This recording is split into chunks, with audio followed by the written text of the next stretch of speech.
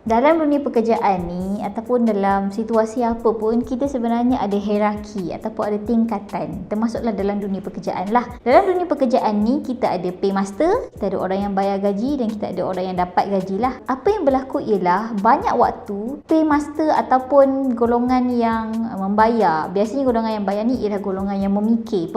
Kita bahagikan dua, pemikir dengan pelaksana kan. Sebab ada orang dekat company misalnya tugas dia ialah untuk memikir apa hal tuju, apa nak buat, apa solusi dan sebagainya. Tapi ada satu lagi kelompok tugasnya ialah untuk melaksana apa yang orang tu fikir. Dia kena buat plan. Oh, dia dah fikir, dia dah plan macam gini. Macam mana kita nak execute, kita nak laksanakan benda tu. Okey, Aina termasuk dalam kalangan executor tu. Dalam dunia pekerjaan, kita seringkali ada masalah clash antara orang pemikir dengan pelaksana. Sebenarnya tak sepatutnya ada, sebab pemikir dengan pelaksana ni, mana-mana organisasi, tempat kerja ke, organisasi sosial ke, semua perlukan dua-dua golongan.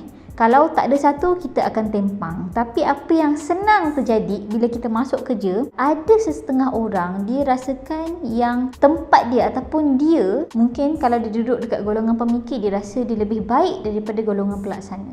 Ada juga orang duduk dekat golongan pelaksana, dia rasa kalau tak ada aku, kau takkan boleh buat kerja ni. Dia pandang rendah pula dekat golongan pemikir, padahal dia yang bayar gaji. Sebenarnya ini tak sepatutnya berlaku. Sebab apa?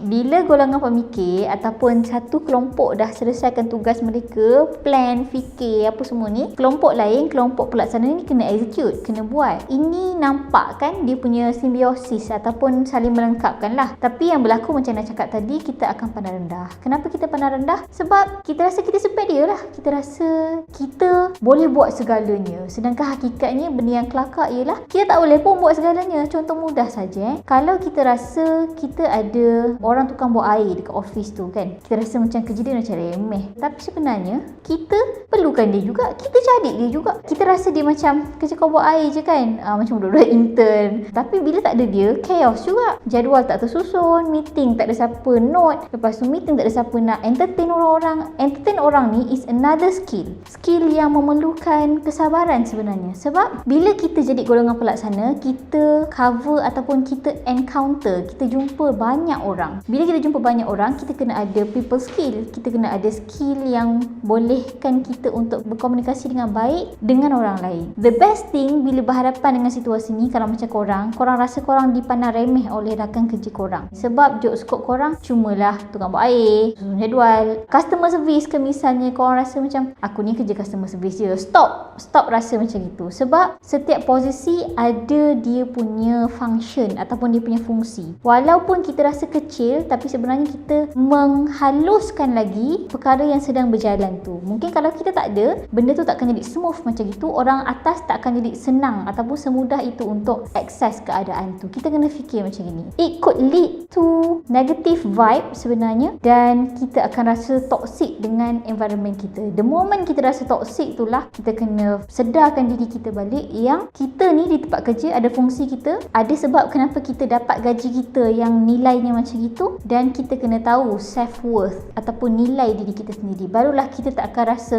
negatif bila pergi kerja. Barulah kita tak akan rasa kita akan jadi bersemangat bila kita pergi kerja. Tak bolehlah kita pergi kerja dengan keadaan yang apa je lah job scope aku ni.